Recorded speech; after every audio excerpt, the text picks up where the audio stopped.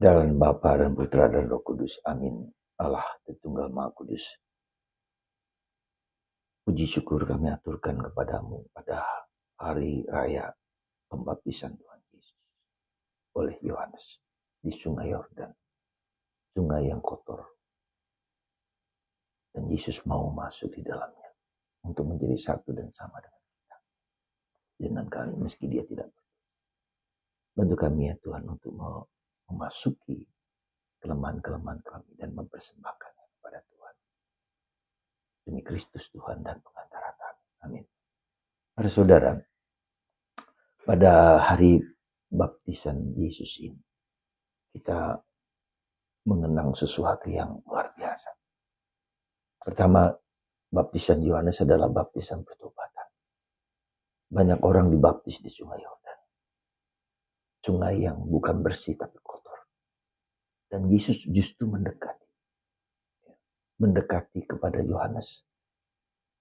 Dan meskipun Yohanes meminta yang kenal Yesus sebagai orang yang lebih suci, lebih hebat, Yohanes mau menolak. Yesus mengatakan, lakukanlah itu. Karena itulah yang sesuai diminta oleh kitab suci, oleh pewartaan Tuhan. Dan Yohanes membaptis Yesus. Lalu langit terbuka.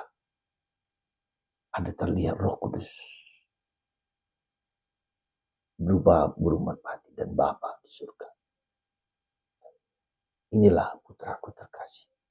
Kepadanya aku berkenan, dengarkanlah dia. Saudara, kita seringkali lupa bahwa kita adalah pendosa yang datang ke gereja, yang mau ke gereja bukan karena kita suci, tapi karena kita mau disucikan. Ada keinginan untuk memberikan diri, ya, untuk dikuduskan oleh Tuhan, disucikan oleh Tuhan. Apa perlunya kita menjadi suci? Apa perlunya kita menjadi murni? Apa perlunya kita menjadi kudus? Kekudusan, kesucian, dan kemuliaan adalah hal yang fundamental. Karena di sana kita diajak untuk mengerti dan memahami. Karena kekudusan adalah syarat untuk masuk ke dalam surga, terbuka. Ketika kita dibaptis, surga itu terbuka. Dan kita mendengar Roh Kudus. Kita dibimbing oleh Roh Kudus. Roh Kuduslah membawa kita masuk ke surga. Kebersatuan dengan Bapa. Tempat Allah Tritunggal. Tempat para kudus di surga. Kita bersatu dengan Allah. Seperti Yohanes mengatakan. Kita berada dalam kesatuan dengan Bapa, Putra, dan Roh Kudus. Kita masuk dalam kebahagiaan kekal. Dan itulah tawaran yang diberikan Tuhan kepada kita. Dan kesucian itu harus diperjuangkan selama kita di dunia ini. Kemurnian pikiran, kemurnian perasaan, kemurnian hati, kemurnian tindakan. Murni artinya apa? Dan kita tidak pernah murni. Maka kita datang ke gereja.